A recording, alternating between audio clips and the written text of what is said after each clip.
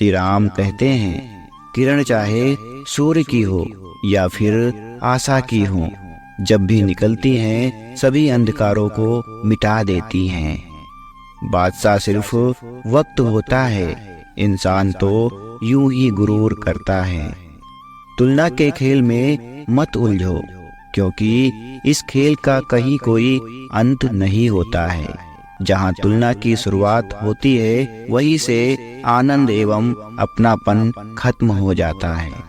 कुछ करने की इच्छा रखने वाले व्यक्ति के लिए इस दुनिया में असंभव कुछ भी नहीं है। जीत की आदत अच्छी है, परंतु कुछ रिश्तों में हार जाना बेहतर होता है।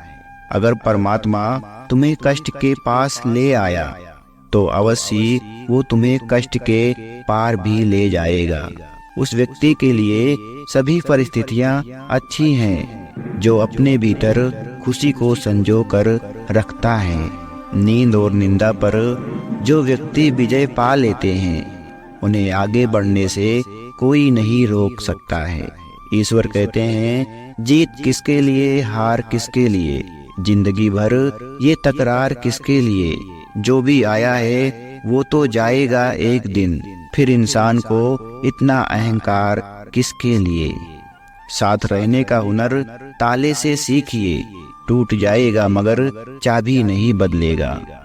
कल को आसान बनाने के लिए आज आपको कड़ी मेहनत करनी ही पड़ेगी।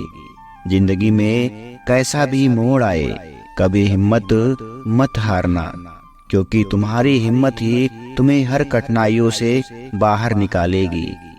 लहरों से डरकर नौका पार नहीं होती है और कोशिश करने वालों की कभी हार नहीं होती है। खुद को इतना काबिल बनाओ, जिसने भी आपको ठुकराया है वह आपकी एक झलक देखने के लिए तरस जाए। मित्र वही है जो भीड़ में खोने ना दे, और लक्ष्य वही है जो रात देर तक सोने ना दे। किसी को फर्क नहीं पड़ता है कि आप किस हालात में जी रहे हैं, आपको खुद ही अपने हालात बदलने होंगे। याद रखें, नरक के 3 द्वार होते हैं, काम, क्रोध अथवा लोभ। आत्मा का अंतिम लक्ष्य परमात्मा से मिल जाना होता है।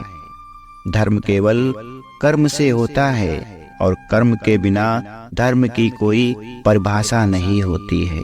प्रेम सदैव माफी मांगना पसंद करता है और अहंकार सदैव माफी सुनना पसंद करता है।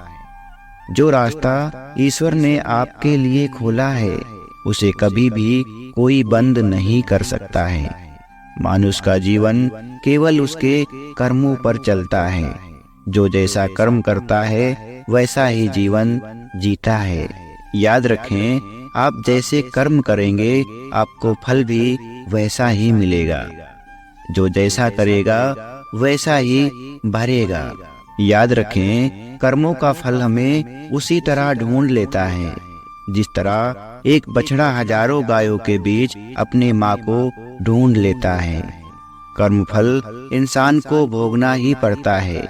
हमारे किए गए कर्म हमें ढूंढ ही लेते हैं, फिर चाहे वो कर्म अच्छे हो या फिर बुरे हों। लेकिन हम लोग इस बात को ज्यादा गंभीरता से नहीं लेते और हमें लगता है कर्म फल कुछ भी नहीं होता है। हम अक्सर उन लोगों के बारे में बात करते हैं जो दूसरों के साथ बुरा करते हैं, लेकिन फिर भी कोई उनका कुछ नहीं कर पाता है। यही सोचकर हमसे ज्यादा लोग बुरे काम करने लग जाते हैं। हम सब यह भूल जाते हैं कि कर्मों का हिसाब कभी भी तुरंत नहीं मिलता है। किसी के साथ बुरा करने वाले भले ही आज सुखी हो, लेकिन कभी ना कभी उन्हें भी अपने कर्मों का फल भोगना ही पड़ेगा। बहुत समय पहले की बात है, शहर से दूर गांव में एक दुकानदार था जो अपने ही गांव से एक व्यक्ति से रोजाना 1 किलो मक्खन खरीदा करता था। वह दुकानदार कई सालों से उस व्यक्ति से मक्खन खरीद रहा था। फिर एक दिन उस दुकानदार ने सोचा कि मैं रोज इस व्यक्ति से मक्खन खरीदता हूँ, लेकिन बहुत समय से मैंने इसके मक्खन का वजन तौल कर नहीं देखा है। कल मैं तौल कर देखूंगा कि ये मक्खन 1 केजी से कम तो नहीं देता है। अगले दिन जब वह व्यक्ति मक्खन देकर गया, तब वह दुकानदार ने मक्खन का वजन किया तो उसने देखा मक्खन सिर्फ 900 ग्राम का है। उस दुकानदार को काफी गुस्सा आया। वह दुकानदार गुस्से में गांव के पंचायत के पास गया और उसने उस व्यक्ति की शिकायत कर दी।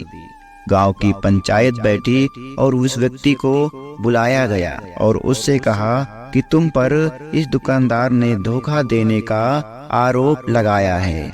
तुम इस दुकानदार को देने वाले मक्खन में हेरा फेरी करते हो और हर बार तुम इसे 1 केजी मक्खन की जगह सिर्फ 900 ग्राम ही देते हो। क्या तुम्हें अपनी सफाई में कुछ कहना है? वह व्यक्ति बोला, सरपंच जी, मैं तो एक गरीब आदमी हूँ। मेरे पास वजन तौलने के लिए सही माप नहीं है। मैं रोज इस दुकानदार से अपने लिए 1 किलो गेहूँ खरीदता हूँ और अगले दिन उसी गेहूँ को तराजू के एक तरफ रखकर दुकानदार के लिए मक्खन तौलता हूँ। अब आपको जो भी पूछना है इस दुकानदार से पूछिए। सरपंच में बैठे सभी लोगों को पूरी सच्चाई समझ आ गई और उन्होंने उस दुकानदार को गांव से बाहर करवा दिया। यह छोटी सी कहानी हमें यह बात सिखाती है कि जैसे हम कर्म करेंगे उसका रिजल्ट भी हमें वैसा ही मिलेगा। हमारी चालाकी हमारा नुकसान कर देती है। हम जो भी दूसरों को देते हैं या दूसरों के साथ जैसा व्यवहार करते हैं, वह कभी न कभी लौट कर हमारे पास आती हैं। किसी के साथ अच्छा करोगे तो आपके साथ भी अच्छा होगा। उसी तरह किसी का बुरा सोचोगे तो आपके